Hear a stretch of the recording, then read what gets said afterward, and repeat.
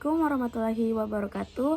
Perkenalkan, nama saya Fadila Nilam Ramadan dari kelas Akuntansi Terapan A dengan NIM 24090161011. Saya akan menjelaskan tentang jenis-jenis tulisan atau karya ilmiah. Nah, yang pertama kita membahas tentang karya ilmiah.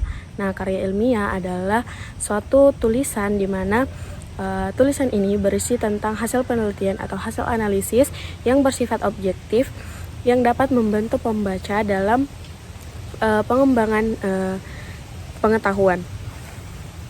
Nah, tujuan dari penulisan karya ilmiah itu sendiri adalah untuk membantu pembaca dalam menyelesaikan sesuatu permasalahan. Nah, yang kedua, untuk berkontribusi dalam pengembangan ilmu pengetahuan. Selain itu, untuk membantu mendorong diskusi ilmiah. Ciri-ciri dari karya ilmiah sendiri ada banyak. Yang pertama ada bersifat objektif, di mana dalam penyajiannya bersifat fakta yang tidak dilebih-lebihkan ataupun dikurang-kurangkan, yang berdasarkan hasil analisis ataupun hasil dari penelitian dari penulis itu tersendiri. Nah, yang kedua ada sistematis, di mana dalam penyajiannya bersifat terstruktur, baik dari pendahuluan, abstrak, dan sebagainya. Nah, yang ketiga ada kenetralan, di mana karya ilmiah ini ditulis tidak bermaksud untuk memihak permasalahan ataupun memojokkan salah satu hal yang telah dibahas. Nah, selanjutnya ciri-ciri yang selanjutnya adalah berbasis pada fakta ataupun data, di mana hasil karya tulis ilmiah ini disajikan dari hasil penelitian oleh penulis yang sebenar-benarnya tanpa dikurang-kurangkan ataupun dilebihkan. Nah, yang terakhir ada penggunaan bahasa dalam karya tulis ilmiah ini menggunakan penggunaan bahasa formal atau baku.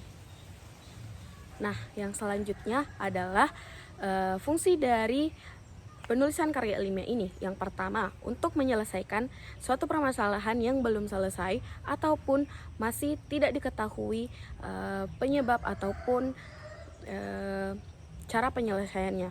Nah, yang kedua adalah untuk memvalidasi kebenaran dari suatu permasalahan.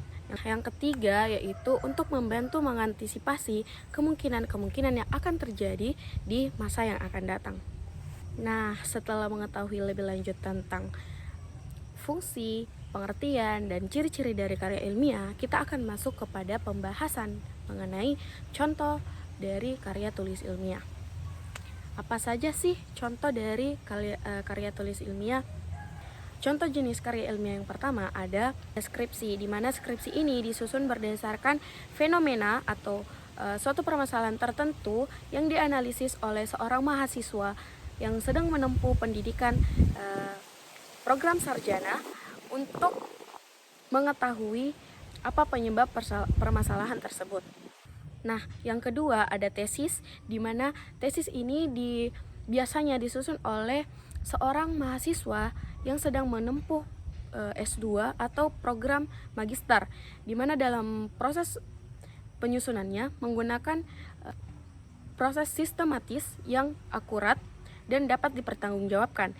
Jadi tesis ini merupakan hal yang lebih dalam, penelitian lebih dalam dibanding dari skripsi tadi. Kalau tadi skripsi membahas hal-hal kompleks, nah di tesis ini akan jauh lebih kompleks dibanding skripsi tadi. Nah, selanjutnya ada karya tulis ilmiah yang jenis karyanya itu tentang artikel ilmiah, di mana dalam penyajiannya penulis mengaitkan dari pendapatnya dengan mengaitkan dari teori-teori yang ada. Selanjutnya ada makalah, di mana makalah ini sering sekali kita dengar atau sering sekali kita kerjakan. Nah, makalah itu sendiri adalah karya tulis ilmiah yang berdasarkan dengan hasil penelitian di lapangan dengan data-data yang telah dikumpulkan dan kemudian disatukan untuk mencapai hasil dari rumusan masalah yang ada pada makalah tersebut. Nah, biasanya makalah ini digunakan untuk dipresentasikan dalam seminar. Nah, selanjutnya ada disertasi. Nah, disertasi ini biasanya ditulis oleh mahasiswa yang sedang menempuh program doktoral yang dalam penyajiannya pada karya tulis ilmiah jenis ini tuh lebih kompleks atau lebih spesifik. Dimana ketika tadi ada skripsi dan tesis yang penelitiannya kompleks, pada disertasi akan jauh lebih kompleks dan lebih spesifik, baik dari pembahasan maupun hasil dari penelitiannya. Nah, yang selanjutnya ada paper, di mana paper ini berisi hasil penelitian atau hasil analisis yang akan dipublikasikan pada jurnal ilmiah ataupun konferensi ilmiah. Baik, itulah tadi pemaparan materi tentang jenis-jenis karya ilmiah. Semoga dapat bermanfaat bagi teman-teman sekalian. Saya pamit undur diri. Terima kasih.